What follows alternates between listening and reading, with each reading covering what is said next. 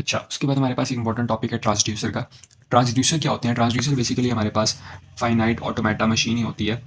सही है, finite automata machine क्या मतलब कि उसकी फाइनाइट स्टेट्स होती हैं और ये नॉन डिटर्मिनिस्टिक होती है नेचर में। और इसमें ये होता है कि एक वेरिएबल का मतलब कि एक से ज़्यादा पॉसिबल ट्रांजिशन हो सकती है, जिस तरह एनएफए में होता था। जिस तरह इसमें देखें, ए के लिए जब ए आया तो हम बी पे भी जा सकते हैं, ए आया तो हम सी पे भी जा सकते हैं। जिस तरह एनएफए में केस होता था, अब इस तरह ही ट्रांसड्यूसर में होता है।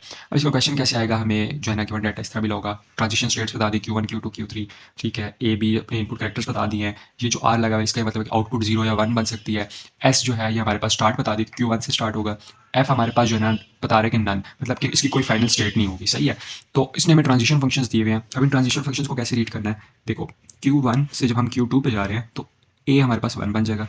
Q1 से जब हम Q3 पे जा रहे हैं तो बी हमारे पास 1 बन जाएगा। Q3 से जब हम Q1 पे जा रहे हैं तो ए हमारे पास 0 बन जाएगा। Q3 से जब हम Q2 पे जा रहे हैं तो बी हमारे पास 1 बन जाएगा। अब डायग्राम ने ऐसे ही बना देनी, Q1 Q2 Q3 बना दिया। ऊपर से देखा, जब हम Q1 से Q2 पे जा रहे थे तो ये Q1 से Q2 पे एरो लगाया तो ए क्या बन रहा था? A1 बन रहा था, तो A/1, ठीक है।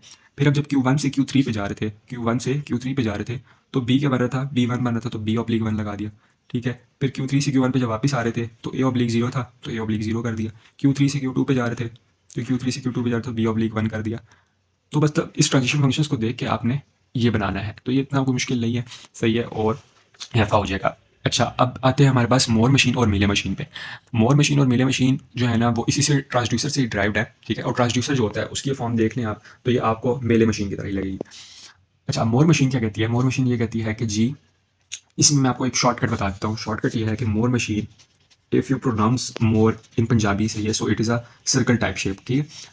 तो सर्कल के अंदर जो है ना, हम अपनी जो आउटपुट है वो डिफाइन करते हैं, ठीक है। जैसे इस तरह सर्कल के अंदर ही मैंने बता दिया कि जब बी आएगा तो जीरो ही रहना है, ठीक है। जब यहाँ से Q2 से Q0 पे बी आएगा तब भी जीरो ही रहना है। जब Q3 से Q0 पे बी आएगा तब भी जीरो ही रहना है। तो बस इसमें ये हिंट है इसका मोर मशीन का, कि सर्कल के अंदर आउटपुट डिफाइन होती है। सही है। तो अब जिस तरह हमने बनाना है to count how many times double A B occurs in a string, मतलब मैंने ये काउंट करना है कि ए बी एक स्ट्रिंग में कितनी दफ़ा आया है, ठीक है। तो मैं ये इसका रूल रखूंगा कि जब ए बी एक दफ़ा मिल जाएगा मुझे, तो मैं अपना आउटपुट 1 कर दूंगा। ये मैंने लॉजिक रखी है। स्टार्ट देखें, स्टार्ट बेसिक चीज़ से करते हैं हमेशा। जिस तरह मैं यहाँ पर आपको करके दिखा देता हूँ। अब मुझे पता है कि मुझे ए बी चाहिए, ठीक है। तो मैं यूँ स्टार्ट करूँगा कि ए बी, ठीक है। ये तो मुझे बेसिक पता, तो मैंने वही किया। ए बी मैंने कर दिया Q0 Q1 Q2। देखिए Q0 के साथ मैंने इसलिए जीरो रखा है क्योंकि इस टाइम पे मुझे ए बी नहीं मिला, ठीक है। यहाँ पर आके सिर्फ मुझे ए मिला, तो Q1 के साथ भी जीरो लिखा है। यहाँ पर आके डबल ए मिला था, इसलिए Q2 के साथ जीरो लिखा है।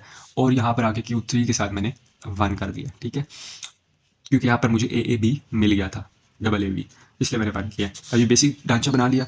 उसके बाद आपने इधर देखना है बी क्यू, इफ़ Q0 पे आपने एक लूप लगा दिया कि अगर बी आए तो वो इधर ही रहेगी, आगे ना जाए, ए पे सिर्फ आगे जाएगा।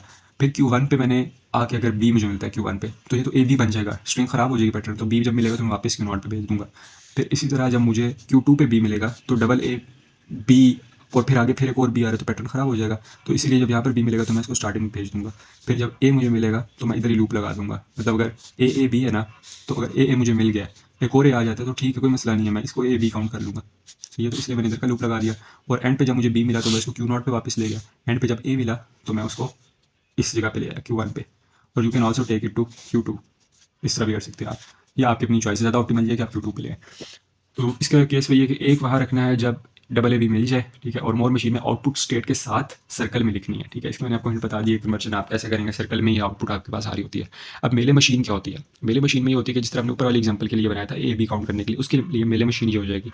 फ़र्क सिर्फ इतना है कि मोर के अंदर हम सर्कल में अपने आउटपुट डिफाइन करते हैं, मेले में हम वही चीज़ इनपुट के साथ ऑब्लिक डाल के आउटपुट में लिख देते हैं, जिस तरह हमने यहाँ पर किया था ये वाला काम ट्रांसड्यूसर में बेसिक, ठीक है। तो बाकी सब डायग्राम वही ऊपर वाली है, लॉजिक वही है, बस हमने अपने इनपुट के साथ ऑब्लिक करके आउटपुट डिफाइन कर दिया। देखें बाकी हर जगह 0 0 0 है। एंड पे जहाँ से हम Q2 से Q1 पे जब आखिरी भी हमें मिल गया ए के बाद, तो वहाँ पर हमने 1 कर दिया है। सो ये थे मोर और मेले मशीन। अब अगली वीडियो में हम इसकी कन्वर्जन देखेंगे, और कन्वर्जन भी इसकी जो है वो काफ़ी आसान है।